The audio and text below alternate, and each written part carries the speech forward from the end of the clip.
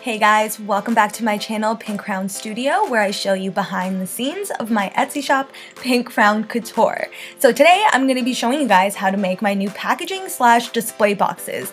I make them using my Cricut machine, and I'll be showing you today how to find the file, how to put it together in Design Space, and then cut it, and then actually glue your box together to finally look like this. And of course, this is just a guide, so you guys can take this and do what you want. So here are all the materials you're gonna need. Your Cricut machine, cutting mats, I like to use super glue sticks, a scoring tool, marker, a scraper or a credit card. I like to use self-laminating sheets for the window, and of course Bristol board for your box. Now for the good stuff, let's head to Google and type in Templatemaker. It will be the first site that pops up, so we're gonna click in, and this is what the site should look like, Templatemaker.nl. So first we're gonna go over the licensing and legal stuff.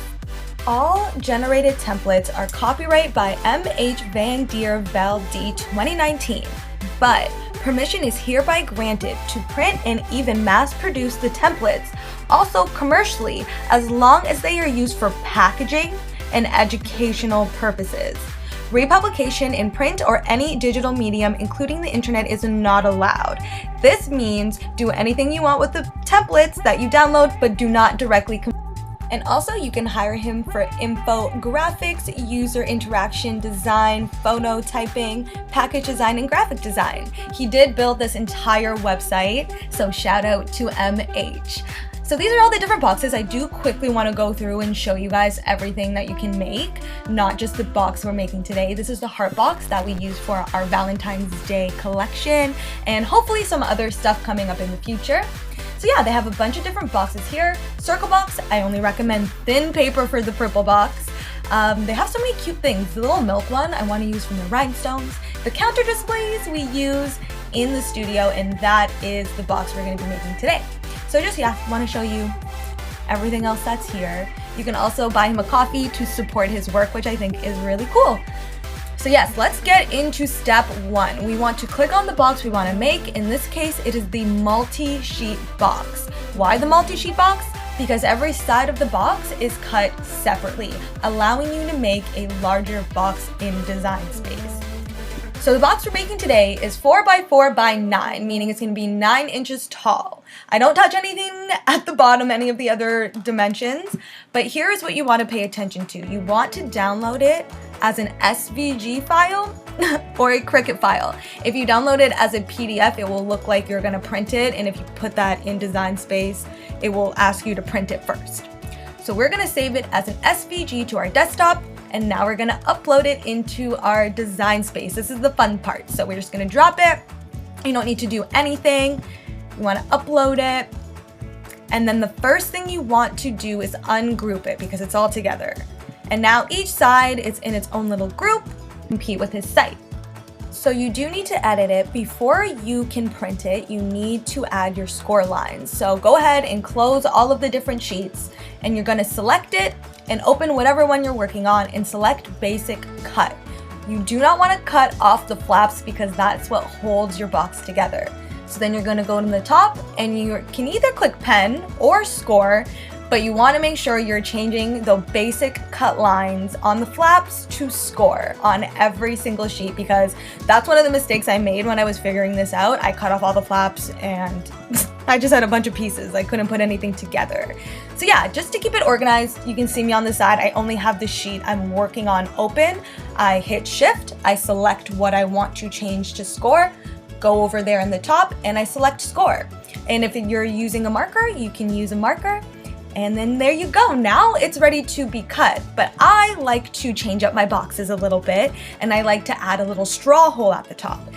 Now you don't have to do this. This is just what I do. So I size it, I center it. It's giving me a bit of a problem here. And then I attach it. If it's giving you trouble attaching, detach, reattach, and now your Cricut is going to cut a circle right out of the lid.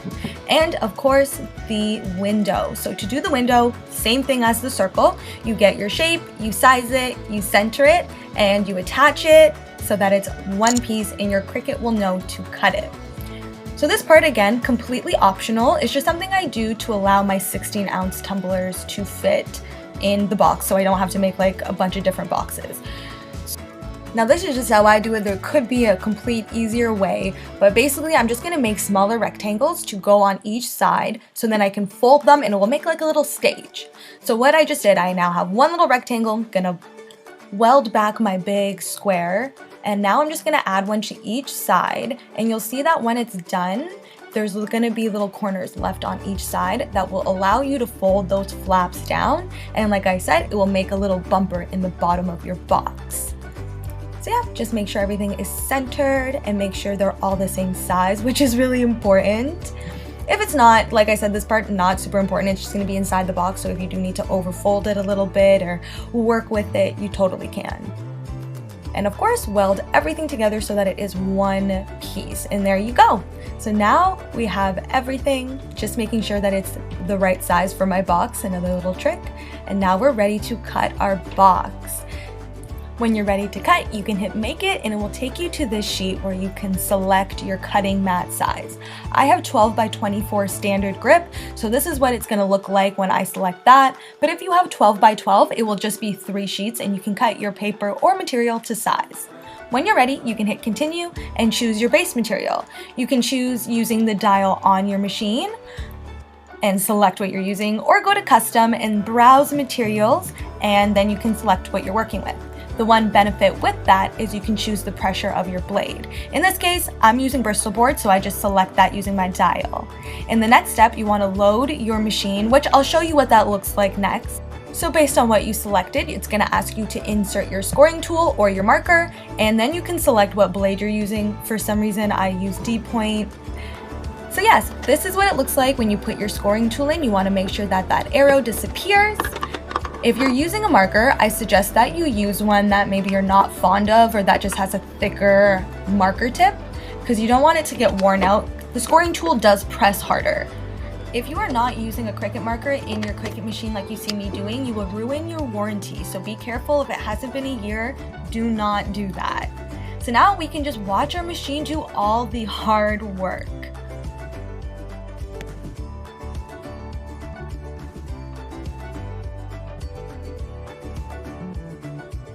Once your machine is done cutting, you can remove your pieces and your excess paper and keep that for scraps, because sometimes you're able to make more boxes with the pieces that are left over, which I love.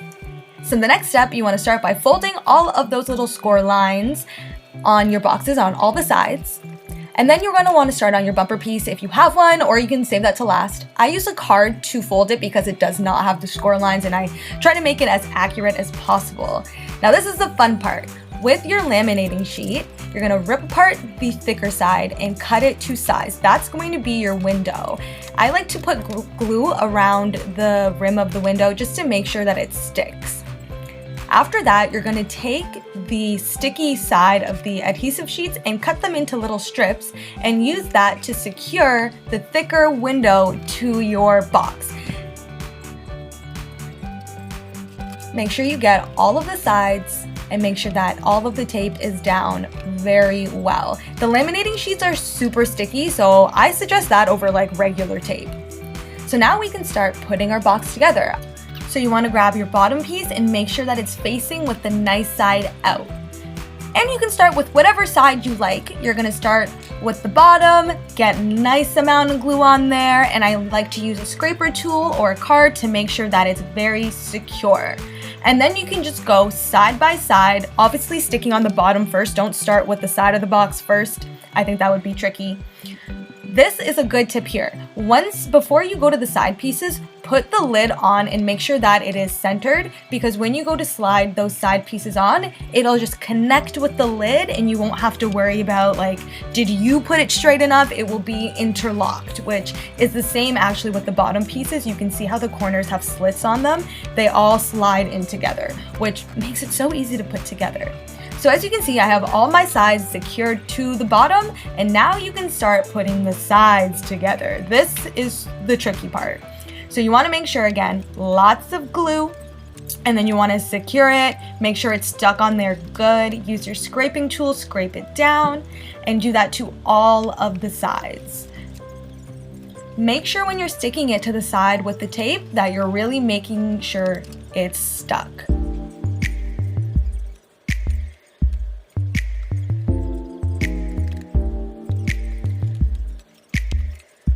And as you can see, I'm using the lid to secure those side pieces on, and now it's all interlocked.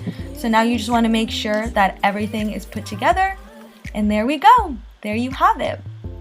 So now I'm going to show you what size fits. This is a 24, and the little straw will poke through the top, and the window will frame your design perfectly. There's still about an inch of space at the top. Now if you have a 16-ounce tumbler, you can shove your little bumper piece right in, and then you can put your tumbler in and it frames the entire tumbler perfectly. And the little straw gives it even more stability. When I'm getting ready to ship, I take the straw out and I put my logo on the top. There is still a lot of space inside of your box, about ½ an inch around, and then especially more at the bottom. So I wrap it in bubble wrap, and then I take my packaging box, secure it in a shipping box, and then send it out. For any questions, drop them in the comment and check out our TikTok for more.